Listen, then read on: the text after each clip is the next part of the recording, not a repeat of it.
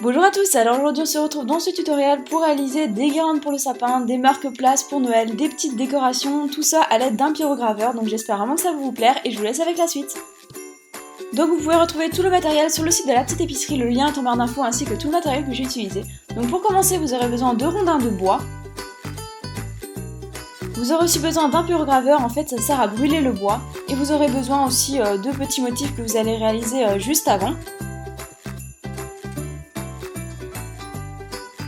Donc on va d'abord réaliser un marque-place, donc vous allez prendre un petit rondin de bois, là j'ai pris la taille la plus grande, et je vais d'abord réaliser au crayon les motifs que j'ai envie de réaliser.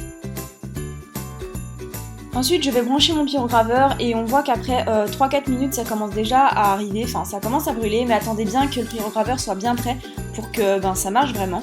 Et en fait là j'ai pris une pointe un peu biseautée, il y a plusieurs pointes et je viens faire les traces des montagnes, c'est plus facile avec cette pointe là, on est beaucoup plus droit et ça donne un résultat beaucoup plus net. Donc par contre faites vraiment très attention parce que ça chauffe vraiment très fort et ça sent aussi assez fort le brûlé, donc aérez bien votre chambre.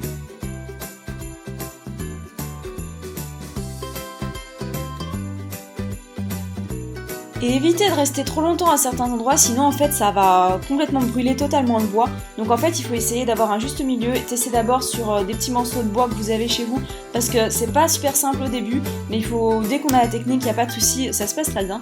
Ensuite moi j'ai fait les contours du rondin avec le pyrograveur pour avoir un côté un peu noirci sur le côté. J'ai utilisé un Posca pour faire les montagnes en blanc, mais en fait ça servait à rien parce que par la suite je vais utiliser un liner spécial décoration pour la neige, enfin pour faire un effet neige, et franchement ça donne un chouette effet. Donc je pensais qu'il était pas opaque, mais en fait si, il est bien opaque, donc ça servait à rien du tout que je mette du Posca juste avant.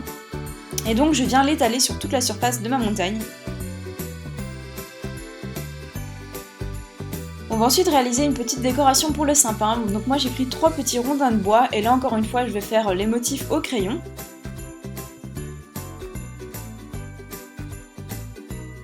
Et là en fait j'ai placé tous mes petits rondins sur une feuille justement qui vient de la petite épicerie de l'emballage, et j'ai mis de la pâte à fixe en dessous en fait pour que ça colle bien et que je puisse pas me brûler, parce que sinon vous allez me brûler les doigts parce que les pièces sont trop petites. Et en fait ça marche super bien, je peux passer tout autour, enfin je tourne le papier et franchement c'est super pratique. Et donc là encore je viens passer sur mes motifs, donc là j'ai pris la pointe par contre la plus fine.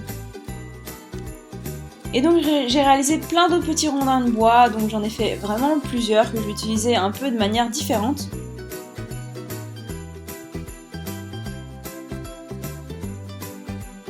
Ensuite vous aurez besoin d'une alène, donc c'est un objet pointu, vraiment très pointu et assez résistant d'ailleurs. Et vous allez en fait faire un trou, ne le faites pas trop sur le côté sinon ça va casser le bois. Mais je vous avoue qu'il y a certains morceaux de bois qui étaient plus compliqués à perforer que d'autres. Si le bois est plus tendre, c'est beaucoup plus facile que s'il est dur. Donc voilà, et ensuite je vais prendre du fil rouge qui d'ailleurs est magnifique et je viens le passer dans tous les petits trous pour de manière à ce que ça forme une guirlande. Et donc voici ce que ça donne. J'ai aussi mis quelques grelots au bout de certaines de mes guirlandes, et j'en ai aussi réalisé sans rien en fait pour faire des décorations pour la table et les mettre avec mon marque-place. Donc voilà ce que ça donne sur une table, je trouve que ça fait vraiment une chouette décoration. Après vous pouvez en réaliser tout à fait, même pas pour Noël, hein. La pyrogravure on peut l'utiliser pour plein de choses et je trouve que c'est une super technique. Ça donne vraiment des résultats vraiment très jolis, vous faites vraiment ce que vous voulez, c'est illimité, donc voilà. En tout cas j'espère vraiment que ça vous aura plu, n'oubliez pas d'aller voir le lien de la petite épicerie, tout est en barre d'infos. N'oubliez pas aussi d'aller voir mon Instagram et je vous dis à très bientôt dans une prochaine vidéo. Bye!